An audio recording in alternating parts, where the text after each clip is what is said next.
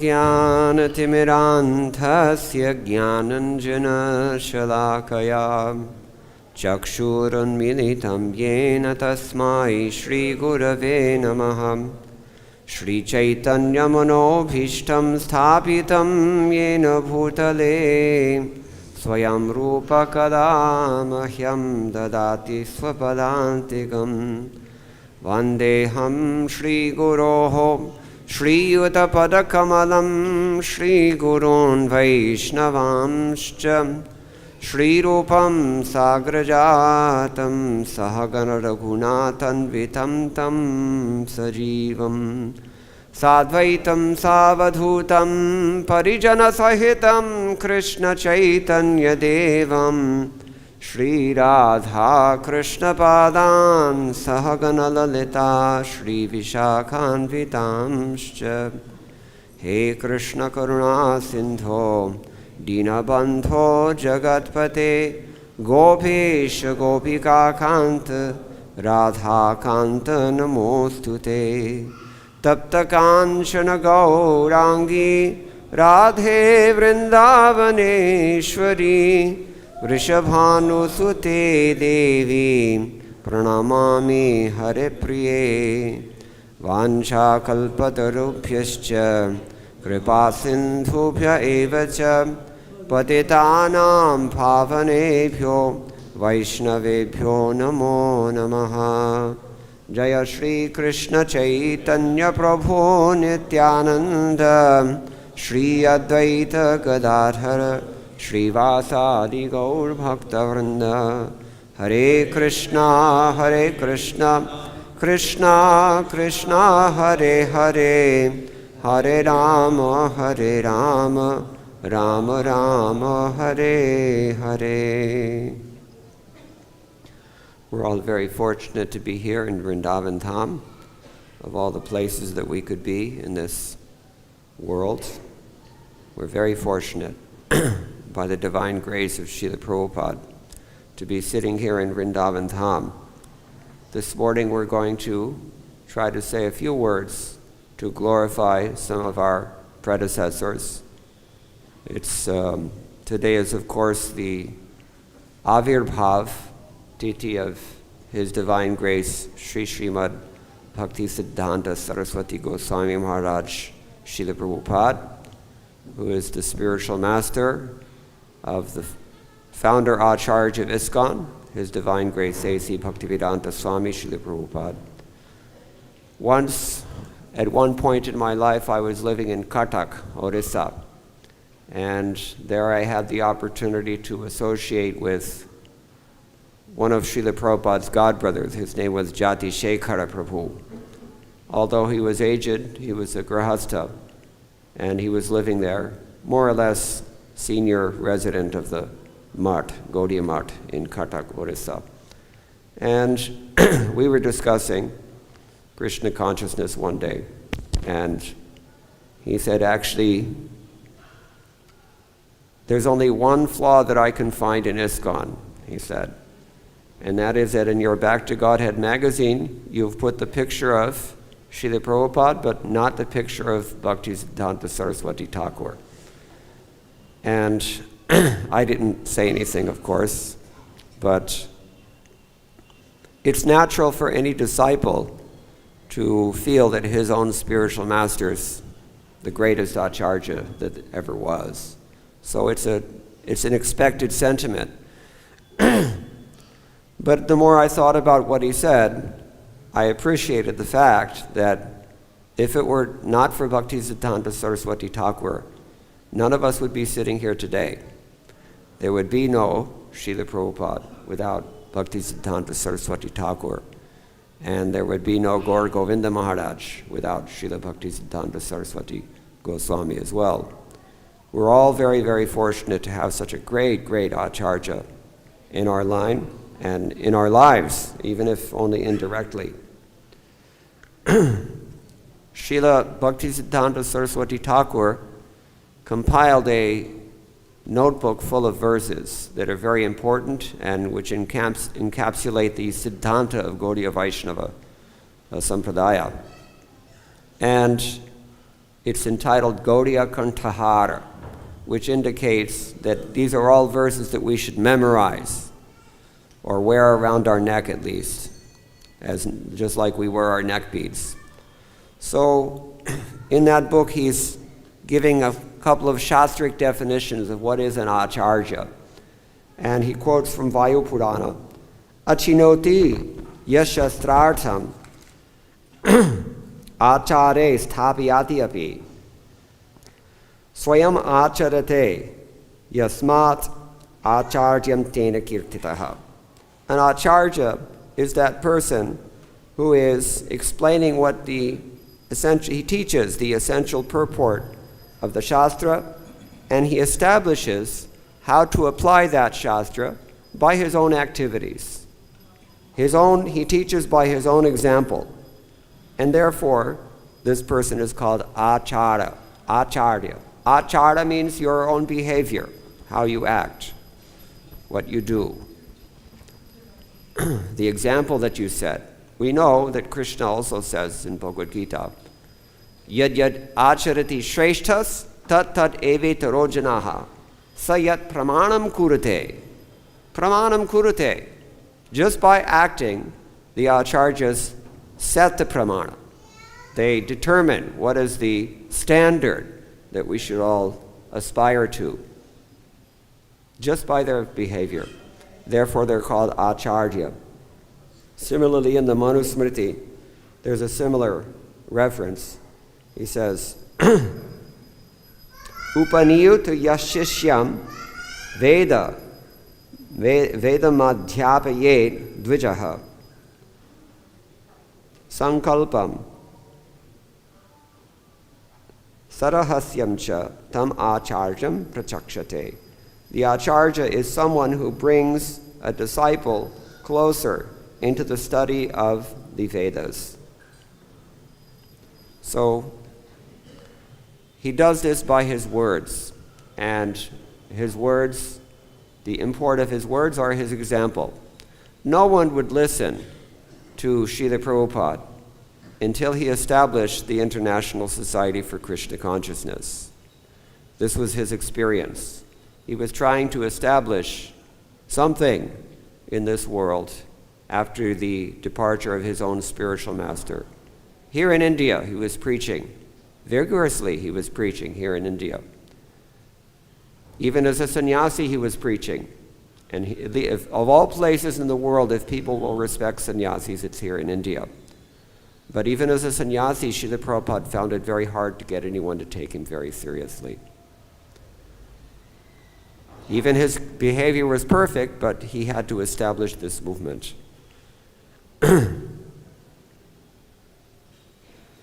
Anyway, there's much that we can say about that. But Srila Bhaktisiddhanta Saraswati Thakur did likewise in his generation before him. And Bhaktivedanta Thakur did likewise in his generation before him. So evam parampara praptam. This thing is coming down since time immemorial, and it's actually meant to be understood by the leaders of society. Imam rajarshayo viduhu. Sakalene hamahata yogo nashta parantapa. But every time it becomes degraded, and so the acharyas have to keep coming.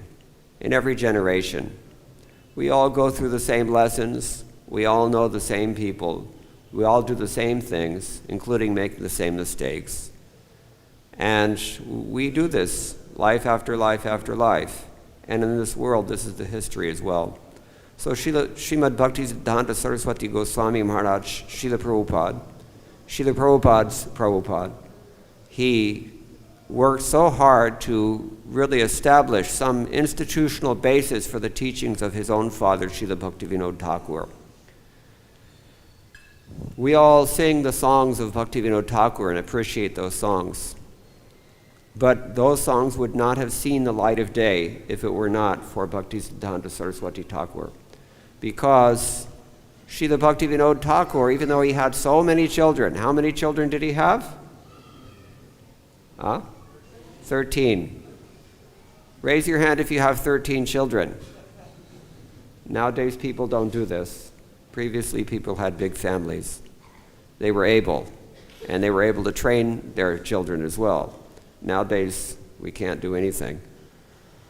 So Bhaktivedanta Thakur, even though he had more than a dozen children, only one of them saw fit to preserve his written legacy, Sahityak legacy, in the form of the wonderful songs that we sing, so instructive songs about Krishna consciousness and how to become Krishna conscious.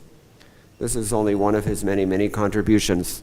So I'm going to read a small passage from Bhaktisiddhanta Vaibhava. This is a very nice book, has been produced by His Holiness Bhaktivedanta Swami, about Bhaktisiddhanta Saraswati Thakur. Comprehensive reference. Everything you always wanted to know about Bhaktisiddhanta Saraswati Thakur, you can find in this book.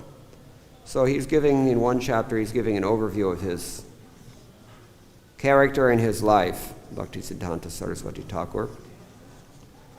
So he writes here, a pure devotee of Krishna cannot be understood merely by listing his achievements.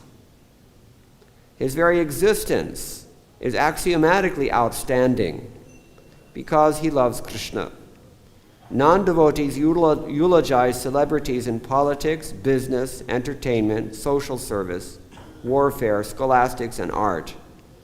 But if conducted without Krishna consciousness, all such activities are no more significant than straw. Thus, a pure devotee far outclasses even the greatest of great persons in this ephemeral world.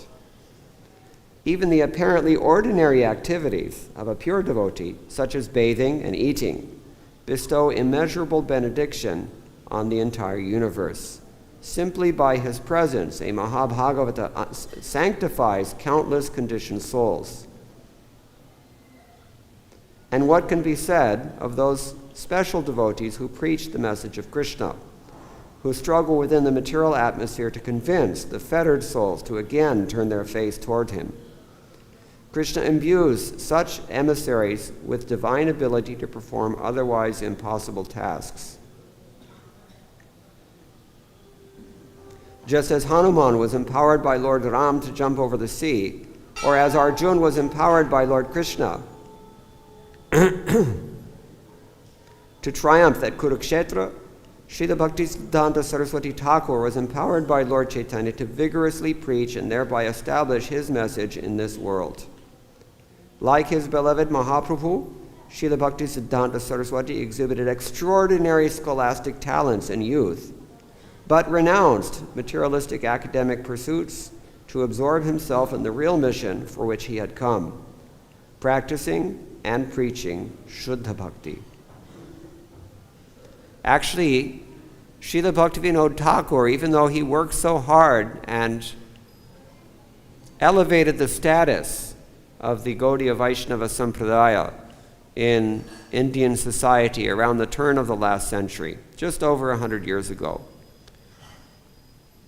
because of the nature of this yuga, there was every chance that all of his achievements would be forgotten and run over by the mad rush for sense gratification that always characterizes this material world. Therefore, this thing has to be replicated in each generation. Srila Prabhupada came after him and did the same thing. We also have to do the same thing now.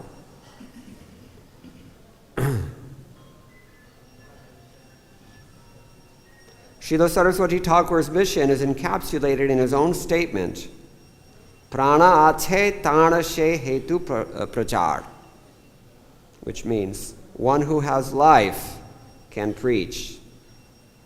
He was the first Vaishnava Acharya to preach widely since the days of Srinivasa Acharya, Shyamananda Pandit, and Narottam Das Thakur, and their immediate disciples, roughly 250 years prior.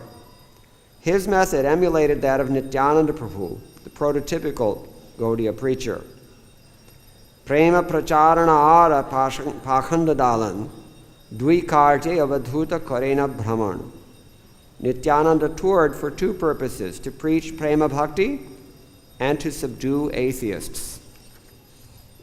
Much of Srila Saraswati Thakur's didactic efforts were focused on malpractices and discrepancies in clouding the genuine path of Shuddha Bhakti. In an era when, in the name of Vaishnava Dharma, many persons flouted scriptural rules, he reestablished sanity and order in Vaishnava society by insisting that devotees know and practice the injunctions of Shastra. He particularly delineated Sambandha Gyan in considerable detail and with unprecedented philosophical insights. Above all, his Drig Drishya Vichar, that means his considerations of what is seen and what is to be, who is seeing, was wholly against the current of the world, exposing all putative religions as not alternatives to, but merely permutations of, the same contamination that constituted the essence of materialism. That's a very strong statement. Namely, the desire to enjoy independently from Krishna. Indubitably, his inner purpose was prema pracharana, communicating the apex of love of Godhead as manifest in Madhurya Rasa, about which he revealed various esoteric truths. Nonetheless, perceiving the rampant tendency of to misconstrue Krishna Prema, especially Madhurya Rasa, he was necessarily largely engaged in Pakhanda Dalan, subduing of the atheists and demons by the method of defeating Bhaktisiddhanta. And he promoted Krishna Prema only with great caution. For promotion of Prema without first dispersing erroneous speculations would likely result in yet further Prakrita Sahajya degradation.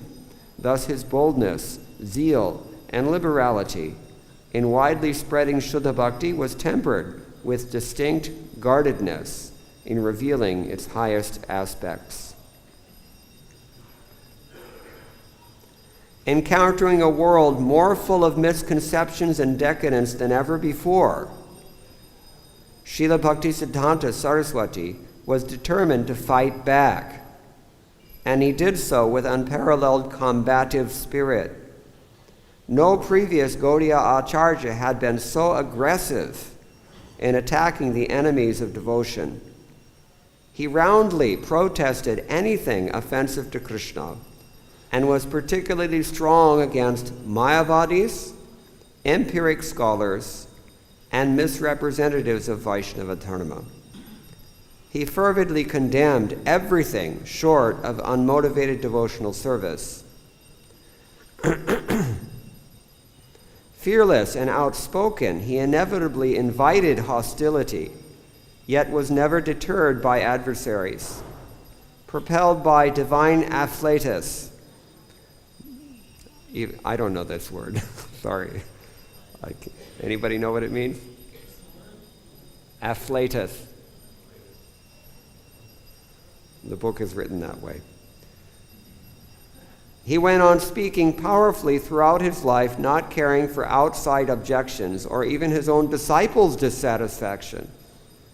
Maintaining full faith in Krishna, he never stepped back an inch, not even when facing threats on his life. Like the previous trailblazing Vaishnava Acharyas, Sri Madhva and Sri Ramanuja, Srila Bhaktisiddhanta Saraswati fought so vigorously to declare the supremacy of Krishna against opposition so envious that his life was constantly endangered. Such a forceful approach was required to redefine the predominant understanding of spirituality by establishing that the essence of saintliness was not blasé detachment from the world, but commitment to propagating, through practice and precept, utter servitude to the supreme absolute truth.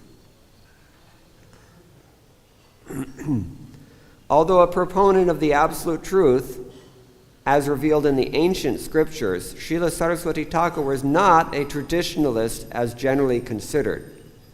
And while tuned into contemporary life, neither was he a modernist, nor was he a straddler of both worlds, but a saragrahi, Saragrahi means somebody who embraces the essence. He grasps the essence of things.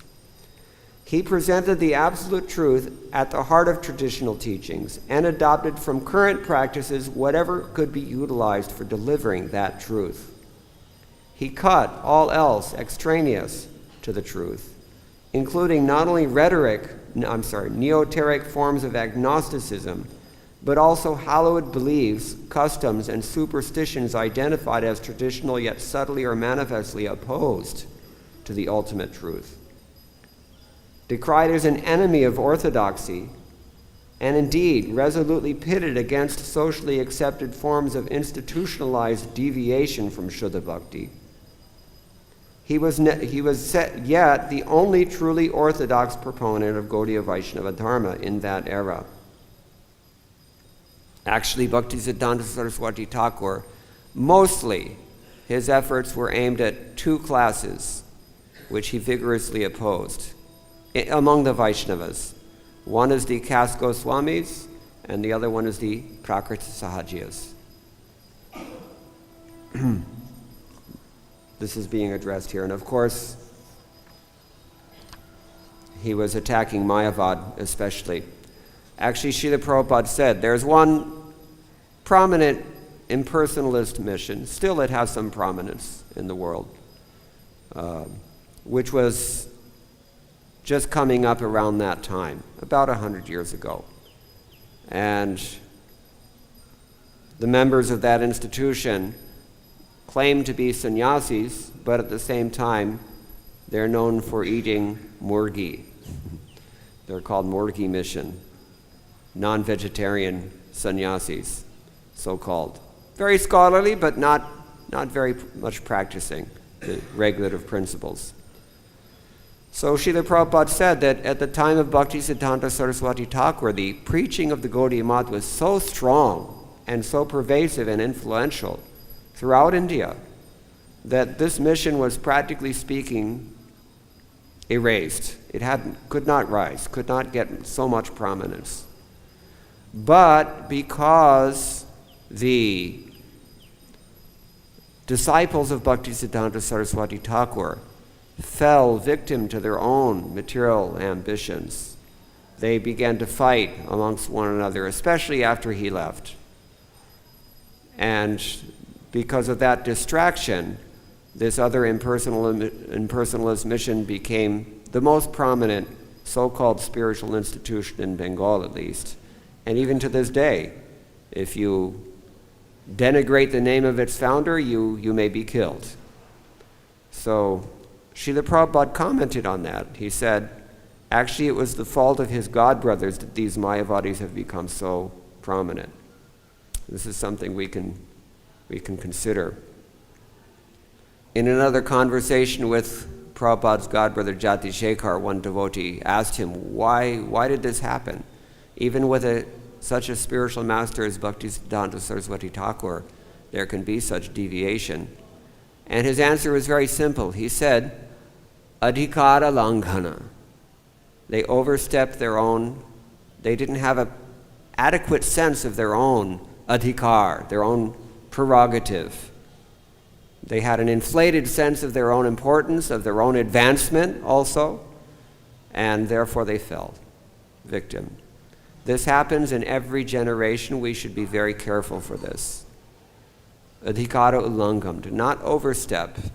This is something Krishna says in Canto 11 as well. Swe adhikare ya nishtha sa guna parakirtata. A person who has a sense of his own adhikar and stays within that parameters, that person is considered to be qualified, gunavan. And a person who either settles for something less than what he's capable of, or who attempts something more than he's actually capable of, that person will fall. That is considered to be dosha. Very, very important principle. So, just an aside here.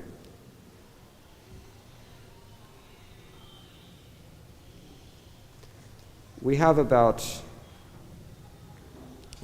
we have some time still.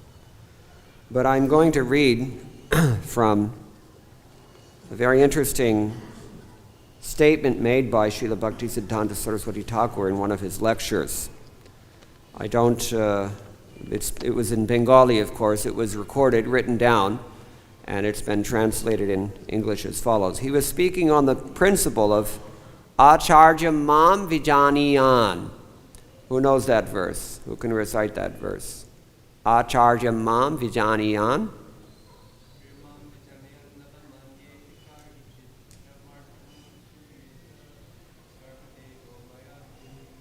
Krishna tells Uddhava, the spiritual master has to be considered my very self. Acarya man vijaniyan. Nava manyeta kardhichet. Never think less of him.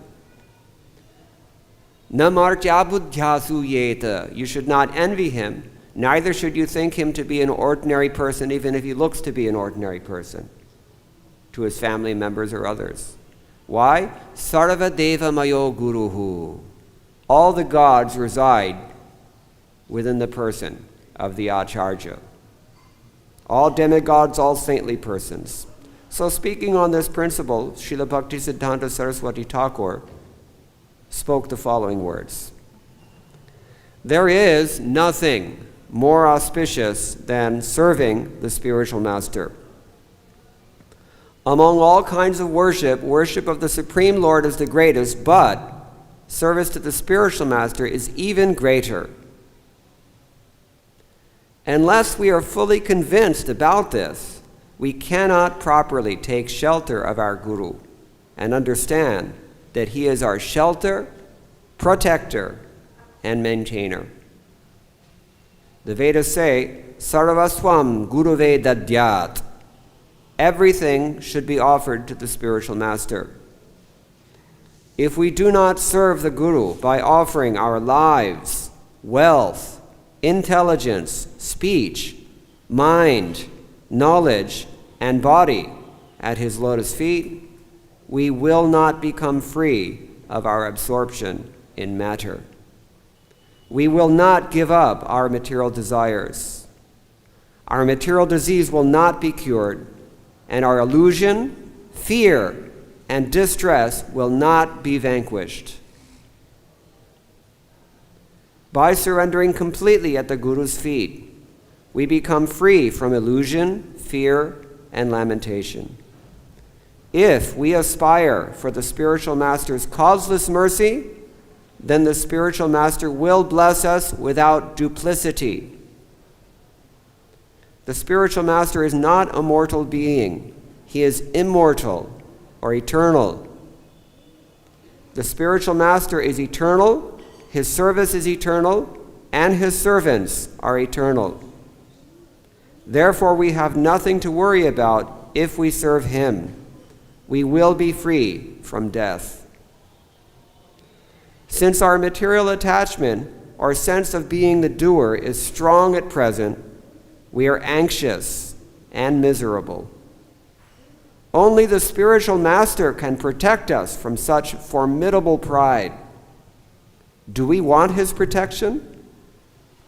It seems we prefer to remain trapped in material existence. If we wanted to become free, we would engage in his service. Do we have such a mentality? What to speak of giving the Guru 100% of our energy? We are not even prepared to give him 1%.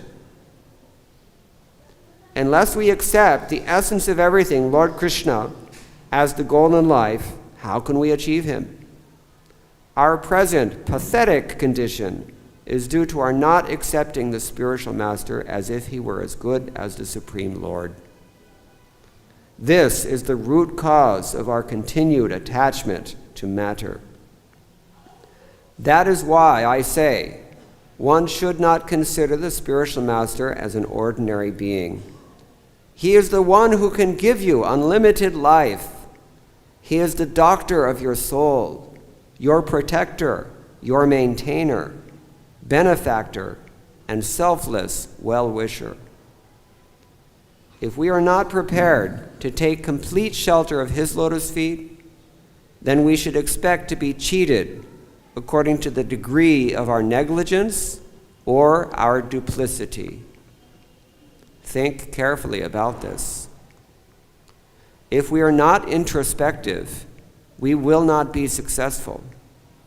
If we do not surrender ourselves 100% at the feet of that personality to whom our most auspicious Krishna has entrusted our well-being, how can he bless us? If we make a pretense of devotional service or become hypocrites while maintaining material desire, then the omniscient spiritual master will be compelled to deceive us. The Shastra states, Yadrishi bhavana yasya siddhir bhavati tadrishi. Anyone know this verse? Brahma Samhita. According to one's state of mind, one attains perfection. When you cheat your spiritual master and Krishna by serving Maya and your relatives, without taking full shelter of a guru, then the Chaitya Guru will mercifully remind you that you have not yet become a true disciple. You are not yet following your spiritual master's instructions, and your heart still contains sinful desire. Since you are accustomed to listening to your duplicitous mind and adopting the ideals and conceptions of ordinary people, that is proof that you have not yet developed ears to hear my instructions. Therefore, you have been cheated. Again, it is the duty of a disciple to accept his spiritual master's arrangements for his life without reservation. If you do not, degradation is inevitable. O my friends, do not become sense enjoyers. Everything in this world is meant for the service of Guru and Krishna. If you try to usurp the objects meant for their pleasure, you will find only misfortune. Until you learn to see everything in relation to your spiritual master, there is no question of success on the devotional path. End quote. Very powerful words. We expect such powerful words from such a powerful personality. In this particular excerpt, Srila Bhaktisiddhanta Saraswati Thakur, he gives no room for making gradual advancement. He forcefully demands immediate, complete, and unconditional surrender to the spiritual master himself. How could he do this? We know that primary principle of Gaudiya Vaishnava philosophy is humility. To think oneself more humble than a blade of grass, and yet he's demanding this kind of surrender. We've already heard how Shastra defines acarya as someone who teaches what the Shastra says. He repeats the same thing, he lives the same thing, he explains the same thing. And he trains his disciples accordingly. So what is such an acarya to do when he comes to these statements, such as acaryam mam vijaniyan, navamanyeta karhichet, namartya buddhya suyeta, sarvadeva mayo guruhu? He has to repeat the same thing. We all have this responsibility. Srila Prabhupada said many things that are not easy to repeat. And as Kali Yuga progresses, we will find that Srila Prabhupada's instructions become more and more difficult to repeat because of the lessening adhikar of our international modern audience. But it is our responsibility to explain these things patiently, and it is our responsibility, more importantly, because example is better than precept, to set the example, how people should act. Because whether you like it or not, you are in that position. Sayat pramanam kurate, lokastad anuvartate. As followers of His Divine Grace A.C. Bhaktivedanta Swami Srila Prabhupada, and His Divine Grace, Sri Srimad-Bhaktisiddhanta Saraswati Goswami Srila Prabhupada, and all of our predecessor acharyas, we have this onus, we have this obligation, responsibility to demonstrate their teachings in the modern world, in 2019 and beyond. So here it's an interesting thing. Throughout his instructions, Bhaktisiddhanta Saraswati Thakur's instructions, we find that he mentions repeatedly that the acharya will cheat you. This is not something that we hear so often. Your spiritual master may cheat you. But it's true. If we're not really interested in what he has to say, then he's going to give us something else, according to our desire, because he is the external manifestation of the Supersoul. So, but actually, in fact, we cheat ourselves when we neglect a bona fide guru, which means neglecting to become a bona fide disciple. So we have to question, what do we really want? This is the point. He pushes one to, he forces this kind of reflection by his strong, strong statements. That is his great, great mercy. Great mercy. And it's already been pointed out here. Among all of our predecessor acharyas, it seems like no one is so good at doing this than Bhaktisiddhanta Saraswati Thakur. In another passage he writes, or he explains, that the sadhu is someone who by his saintly character and all attractive Krishna consciousness, he inspires us to approach him submissively and to reveal what is in our hearts. Even things that we don't reveal to anyone else, we can reveal to a sadhu, because such are his non-envious qualifications, his selfless well-wishing. That's palpable. And so we're inspired to surrender to him and to reveal our minds in confidence and to reveal our hearts in confidence. But Bhaktisiddhanta Saraswati Thakur says, when we do so, then the acharya, or the bona fide spiritual master, takes out the sacrificial knife and slashes us to pieces with it in the form of strong words. This is Bhaktisiddhanta Saraswati Thakur's characteristic. Chopping technique, Srila Prabhupada used to call it. All of his disciples used to. He was famous for this. Sometimes he was called also Sinhaguru, lion. Has anyone here ever, raise your hand if you ever heard a lion roaring? Very, very frightening sound, they say. It's maybe the most frightening sound that we can think of. If you hear the roar of a lion, it is a terrifying thing. So Bhaktisiddhanta Saraswati Thakur's preaching was actually like that. Okay. I'm going to continue reading a little bit here.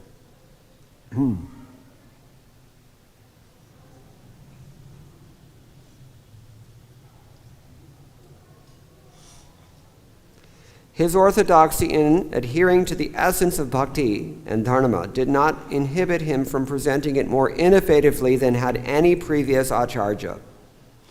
But we cannot actually imagine in 2019, I don't think we can really imagine just how radical Bhaktisiddhanta Saraswati Thakur was 100 years ago, because we all ride in cars all the time. But in those days, it was considered anathema, especially for a sannyasi, a renounced person, to wear shoes. They never wore shoes. To ride in an automobile. But he did these things. However, his own example was such that he did not do these things unnecessarily. This is another thing we can take note of. I used to live in America, in a city where it was not really necessary to have a car. And at this point, this is in the 1990s sometime, I was observing that a great percentage of the world's population is very much dissatisfied with institutions such as the World Trade Organization. In fact, when I was in Seattle, Washington, there were riots against the meetings which were held there by the World Trade Organization. And I was observing, as much as one can observe in the news outlets controlled by big corporations, some of the grievances that people were feeling against this organization. And I couldn't help but notice that there are a lot of the same concerns and grievances that were voiced by Muslim terrorists, for example, people who felt that their entire belief system, and if not civilization itself, was under attack and therefore had to fight back in the only way that they knew how. Then this is just after 9/11, actually, around this time. So I considered, do I really need to drive my car and patronize such organizations, which are, after all, trying to erase my faith from the face of the earth? So I stopped driving. It wasn't necessary. They had an adequate transportation system there. Many times we're using things under the rhetoric of yukta vairagya, but our actual purpose is convenience, if not sense gratification. But we have to think about these things. And when we come face to face with a sadhu, it's described in the 10th canto with respect to Narad Muni and the sons of Kuvera.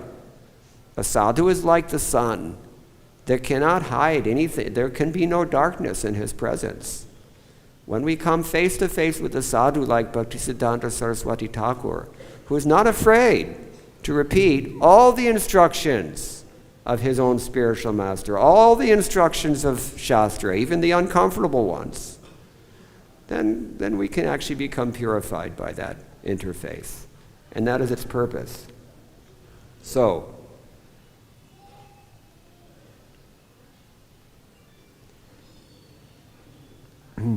Srila Bhaktisiddhanta Saraswati Thakur did many things that no acharya had done before, insisting that for Krishna consciousness to affect current civilization, preachers would have to move with the times.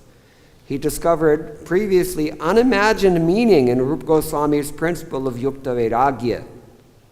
Srila Rupa Goswami had discerned Lord Chaitanya's mano-abhishta. What does that mean, mano-abhishta? The cherished thing which he cherishes within his heart. He could understand that thing. And that was that Shuddha Bhakti should be spread to every town and village. And as the leader of Chaitanya Mahaprabhu's followers, he was fully committed to helping fulfill that desire. Now, as an empowered ambassador of Lord Chaitanya and the Rupanuga Acharyas, he practically undertook that work and actualized their mission. Within 18 years, he inaugurated over 60 Gaudiya mats and preaching centers. Through the grace of Srila Rupa Goswami, he applied the import of yukta vairagya in its fullest extent by using the best commodities of this world for preaching, even to kings and even overseas. Srila Saraswati Thakur was always thinking of novel ways to distribute the message of Krishna. His theistic exhibitions, parikramas, and the use of printing press and radio demonstrated his urge to quickly, widely, and effectively deliver Shuddha Bhakti. And his originality brought success, for ultimately he propagated Gauravani more widely than any previous acharya. Actually, more widely than any previous Vaishnava acharya. What to speak of Gaudiya Vaishnava acharya.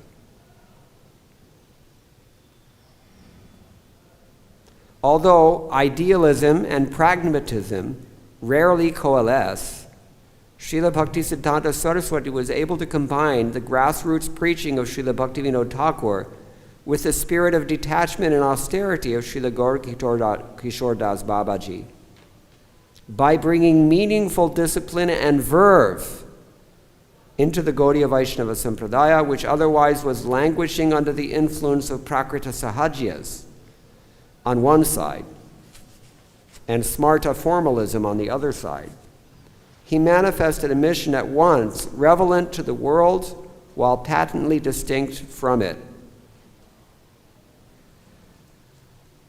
This is a very, very good point. We very rarely see, put it this way, we see sometimes people who are terribly sincere, but not very competent. And on the other hand, we often see people who are terribly competent, but not very pure.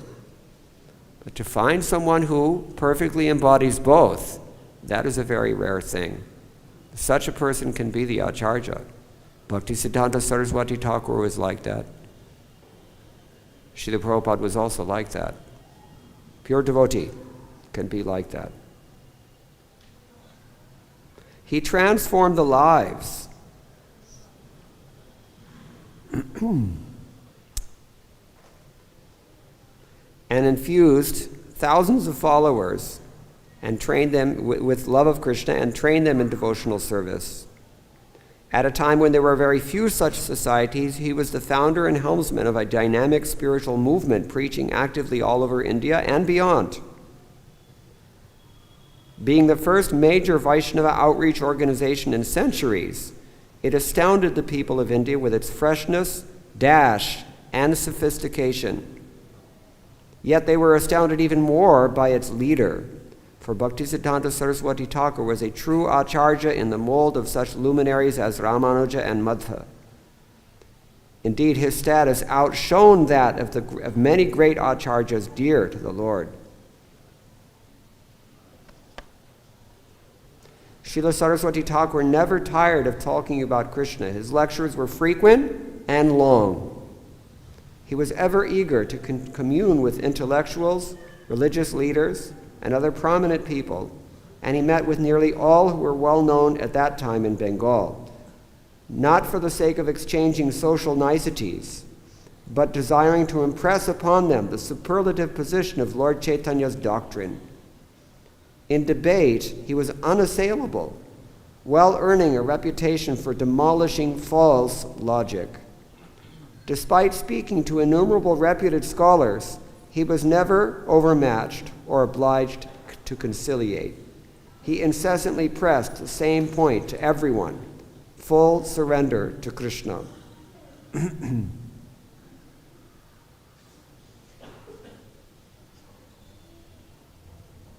As a genuine and empowered Acharya, Srila Saraswati Thakur continually traveled, wrote profusely, established temples, and preached, and initiated disciples. He met with the top strata of society, invariably impressing upon them the urgent need for Shuddha Bhakti. Yet his mission was not restricted to any section of society, as he envisioned spreading the Sankirtana movement throughout the universe, to all jivas, in all species of life. By sending his representatives to the heart of the unassailable British Empire, thereby attacking Maya in her most fortified and vital bastion, he demonstrated both visionary genius and the irrepressible derring-do and ambition of a true soldier. Always teaching by example, Srila Bhaktisiddhanta Saraswati was strict and austere, consistently shunning the material comforts his disciples were always ready to offer. He was ever callous to the external world, yet unlimitedly kind to those incarcerated within it.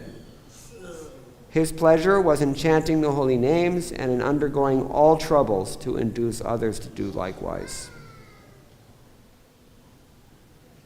As a social reformer, he opposed the adventitious caste system of the day, instead promoting the pristine alternative of Daiva Varnashram Dharma.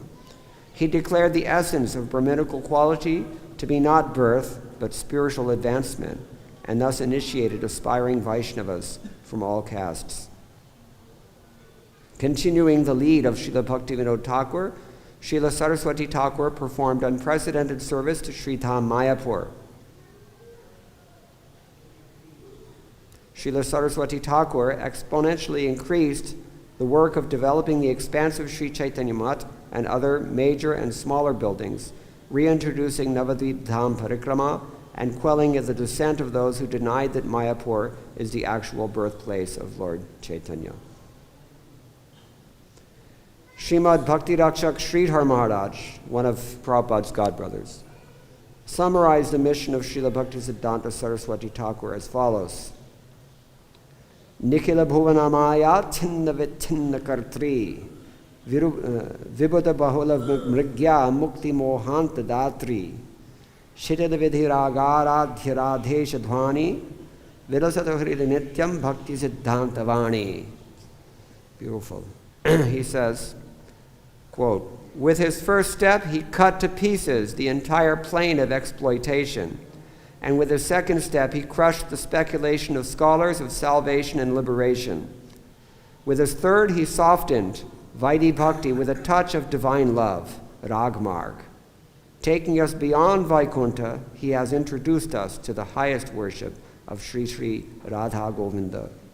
With the softness of Vrindavan within and the hardness of a devastator without, he created havoc in the world by fighting with one and all, single-handedly battling against the whole world and cutting everything to pieces was his external feature.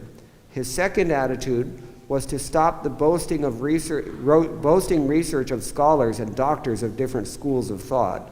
And third, to minimize and slacken the grandeur of worship of Narayan and to establish service to Radha Govinda as the topmost attainment. He caused the domain of love to descend into this plane with service to Sri Sri Radha Govinda, establishing that the flow of divine love from the heart is all in all. That was his history, the real existence of Bhaktisiddhanta Saraswati Thakur Prabhupada. May his divine teachings, Bhaktisiddhanta Vani, dance eternally within the core of our hearts. This translation was intertwined with Sridhar Maharaj's own commentary on it. He wrote the verse himself. He further said, although externally he was like a lion, internally he was amazingly tender and sweet, but one could feel it only by communion with the inner beauty of his personality. Externally, his worship on the path of love was full of opulence and reverence, but in reality he was worshiping the simple beauty of Vrindavan Bhakti. And with his fearful image of a lion, he established Vraja Bhakti's absolute dominance in this world. After his disappearance, I described his life in one verse. If he were here now, I think he would say, Sridhar Maharaj has captured me in a poetic prison. Just like Srila Prabhupada also wrote his poem, which he gave in 1935, was it, in Mumbai, Gaudiya Mat. And Bhaktisiddhanta Saraswati Thakur was very pleased with that as well.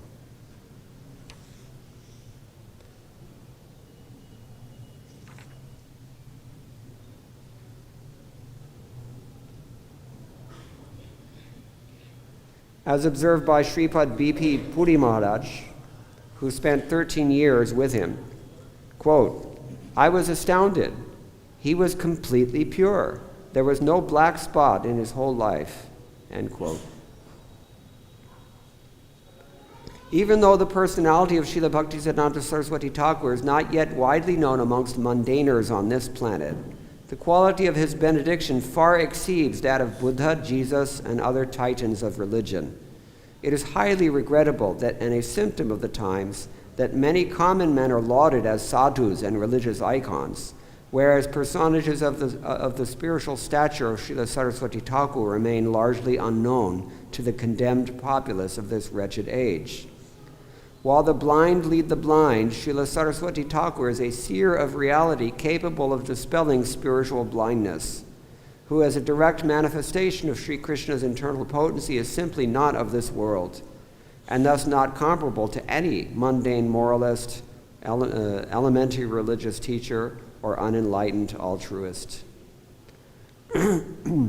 Yet even though Srila Bhaktisiddhanta Saraswati Thakur is not yet well known, his mission was undoubtedly successful, for he distributed love for Krishna across this planet through the activities of His Divine Grace, A.C. Bhaktivedanta Swami Prabhupada, who considered himself merely a peon in the hands of that tremendous personage. He wrote and prayed, Shri Siddhanta Saraswati Shachi Shuta Priyayati Krishna Shevai Jara Tulanai Shei She Mohanta Guru Jagatera Madheuru Krishna-bhakti dei thai thai. Srila Prabhupada's words. Shri Srimad Bhaktisiddhanta Saraswati Thakur, who is very dear to Lord Gauranga, the son of Shachi, is unparalleled in his service to the Supreme Lord Sri Krishna. He is that great saintly spiritual master who follows intense devotion to Krishna at different places around the globe. Tare chabalavan paschate te than than hoi jate gaurangir nam prithivite nagaradi asamudra nadanadi shakale lai Krishna nam. By his strong desire, the holy name of Lord Gauranga will spread throughout all the countries of the Western world, in all cities, towns, and villages on the earth. From all the oceans, seas, rivers, and streams, everyone will chant the holy name of Krishna. Srila Prabhupada ki jai. His Divine Grace A.C. Bhaktivedanta Swami Prabhupada introduced Krishna consciousness to every continent, yet gave all credits to the Mahanta Guru on whose order he had proceeded. The accomplishment of this one exceptional disciple is sufficient to ensure that the name and legacy of Srila Bhaktisiddhanta Saraswati Thakur will be remembered perpetually.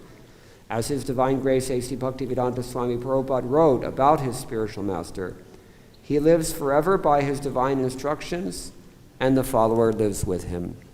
Srila Bhaktisiddhanta Saraswati Goswami Maharaj, Srila Prabhupada ki jai. Now today is also the disappearance day of Srila Purushottam Das Thakur, so I'm just going to read a few excerpts from Srila Prabhupada's books about him. He is sometimes called Nagar Purushottam, and sometimes he's called Purushottam Das. It's not consistent. In different places he's given different names. He was the 10th Gopal of the intimate followers of Lord Nityananda, and he was the son of Sadashiva Kaviraj. Both of those devotees were branches of the Nityananda tree, and 4 generations of that family were Nityasiddhas. Kamsari Sen is the grandfather, Sadashiva Kaviraj is his father, Purushottam Das, his disappearance today, and his son was named Kanu Thakur.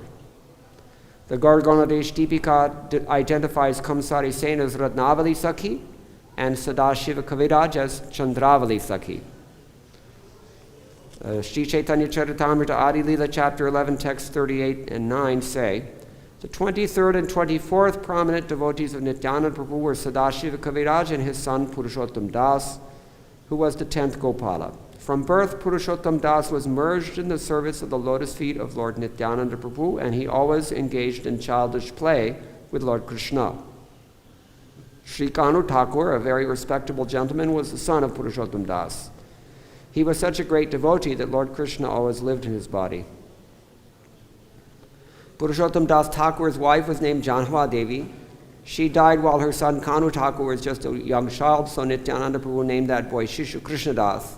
And it is said that Janava Mata, that is Nityananda's consort, adopted and took him with her to Vrindavan. Srila Bhaktisiddhanta Saraswati Thakur comments in his Anubhashya on the above passage. Purushottam Das Thakur lived at Sukhasagar, midway between the Chakdaha and Shumat Ali railway stations. The deities installed by Purushottam Thakur were formerly served in Beldanga village, but when the temple fell into the river, the deities were taken to Sukhasagar. That temple also was swallowed by the Ganges, and so the deities were brought with Janamamata as deity to Sahabdanga. Since that place has also been destroyed, all the deities were again moved about 3 or 4 miles to the village of Chandureg Gram, on the banks of the Ganges and about 1 mile up from Palpara. In Gaur Ganadesh Deepika, Nagar Purushottam and Purushottam Das are names of 2 different persons. Gaudiya Vaishnava Bidhan gives the hearsay that Purushottam's surname was Nagar, or the name of his residence. So this is Purushottam Das Thakur. Not very much information from Srila Prabhupada's books about him, but we can offer our respectful obeisances at his lotus feet, and we also bow down at the lotus feet of Srila Bhaktisiddhanta Saraswati Thakur and pray for his unlimited kripa on this holy occasion, and we can thank His Divine Grace A.C. Bhaktivedanta Swami Srila Prabhupada for taking the order of his spiritual master so seriously that we're sitting here today. And we can also offer our respectful obeisances unto my elder godbrother, Gaur Govinda Maharaj, whose disappearance day is also today. We didn't say anything about him because there will be some time for glorification in the afternoon, but today is also his Chirobhav Mahotsav. So I'm going to stop here, but if anybody has any questions or any comments about any of this. The program will begin in the afternoon at 12:45 here in the temple room, correct? Yes. Well, thank you very much for a very enlightening discussion. I appreciate it very much. I'd like to comment on something that we quoted from the Bhagavad-gita. Krishna says that overstepping one's adhikar is a cause of fall down, and yet, on the other hand, Srila Prabhupada always encourages to shoot for the rhinoceros. So perhaps you can comment on that. Yes. The question is, we should always shoot for the rhinoceros, as Prabhupada used to say, think big, but we should also work within our adhikar. So what I can say, my immediate comment on this is that this is exactly the reason that we have spiritual masters, because a spiritual master will let us know what is our adhikar in no uncertain terms, and the spiritual master will instruct us accordingly. And he will guide us in our efforts. He will inspire us and direct us. So this is why we should never attempt to do anything without the guidance of our spiritual master. This is the idea. Yasya prasadat bhagavat prasado ityadi. So that's one thing. But another thing is that even in following the instructions of the spiritual master, one has to have a very healthy sense of one's own position as a conditioned soul. For example, sometimes the brahmacharis want to get married, or they don't want to get married. This is an individual decision. The spiritual master may not tell you to do one thing or the other thing, but he can enlighten us as to what is our adhikar. So this is one example. Another example Srila Prabhupada gives about this point is that, actually it's not an example, but he mentions this principle in the 8th canto. This is at a time when one of my godbrothers who was previously a sannyasi, he had fallen away from sannyas. And with regards to Gajendra becoming weak while fighting the crocodile in the water, out of his element, Srila Prabhupada writes that a person has to be situated properly. This is why we have Daivi Varnashram Dharma, or this is why we should have Daivi Varnashram Dharma, because for the last more than 100 years, all of our acharyas have been struggling very, very hard to combat the sahajiya tendency on one hand, and also to properly engage devotees on the other hand, accordingly with their psychophysical conditioning, and that is the regulating principle of Daivi Varnashram Dharma. So Srila Prabhupada said he had one lamentation just before he left this world, and that was that he had not yet established Daivi Varnashram Dharma within ISKCON, but he very clearly instructed us all to do so. In fact, he said it was the remaining 50% of his mission. Those of us who were here at the time, we may remember that he personally intended to come to America, Gita Nagari farm community, and sit down and practically show us how to do this. He said this. So that was his intention, and we know that success will bless the efforts of those who follow the spiritual master, and those who do not follow these instructions, they become asara, they become cut off. So these are some other comments that I can make. Panchagoda Prabhu. We should see the spiritual master as not different than super soul, give all honor and respect. And sometimes in that attempt, we may slight as godbrothers of the spiritual master, maybe step over them a little bit or push them aside. Like, hey, this is my guru, he's not even in God, but these other people are not really that significant in my life. So we seen that at the very beginning.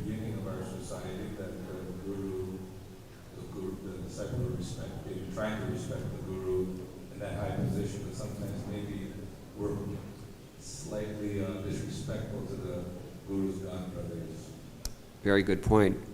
I remember one so-called Vyas Puja offering written by one of my godbrothers. He was a sannyasi at that time. But the so-called offering consisted of nothing but criticism and blasphemy of one of Prabhupada's godbrothers.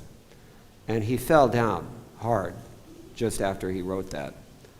So, as I mentioned in the beginning, we all have to learn these lessons every generation. The same lessons have to be repeated. Either we learn them or we teach them, but somehow or other it goes on with each generation. And so we should try to learn from history instead of repeat the same history. The same thing is true with spiritual masters today and disciples today. They, in their enthusiasm to advance the vision of their spiritual master, they should be very conscious of the fact that we're working in an international institution of many, many different spiritual masters and their disciples also, and we should be very, very careful not to commit offense. Those of us in the first generation of ISKCON are somewhat spared from this, I think, because there was only one spiritual master at that time. Now it's not like that, but that is a good sign, actually. That is a good sign for many reasons, which we don't have time to elaborate on. But hati mata, the mad elephant offense, is always valid. This principle of being careful to avoid offense is always valid. It's always a great possibility. We always have to be very sensitive, empathetic. Atmaupam yena sarvatra samam pashyati Arjuna. Sukham vaideva dukkham sa yogi paramomata. Krishna considers the best yogi in Bhagavad-gita chapter 6 to be the person who has empathy for others. How would you feel if somebody was slighting your spiritual master in this way? So this is, we always have to consider like this. I hope that's okay. Anything else? Otherwise it's late now. I think we probably should stop. Thank you very much. One final comment from Vyasaki Prabhu. Yeah, one final comment, and that is that a few days ago was Nityananda's celebration. He came here, the temple was packed. Here it is, a few days later, Bhaktisiddhanta Saraswati Thakur, and the temple practically empty. Here is the meaning. We have not preached widely enough the importance of Bhaktisiddhanta Saraswati Thakur. That's why at least we should dedicate days like today for that purpose. We tried to say a few words in his glorification. Bhaktivedanta Swami also in his book has observed that this is a problem. I mean, there's two things to consider. One is that dense, spiritually retarded people, I hate to put it less bluntly than that, they can only appreciate someone who provides a significant contribution to the world of sense gratification. So that's one thing. They cannot perceive even what to speak of appreciate the invaluable contributions of a person like Bhaktisiddhanta Saraswati Thakur. That is a fact. On the other hand, even Krishna himself has no significance in his own creation, but that his devotees are constantly traversing the universe preaching his glories. Think about it. If it were not for the devotees of Krishna, nobody would realize who he is, what is his significance, why we should worship him, what are his glories. And the same principle is applicable here because the spiritual master is but the external representation of Krishna. We have the obligation to make it clear just what the contribution of such a great Acharya was.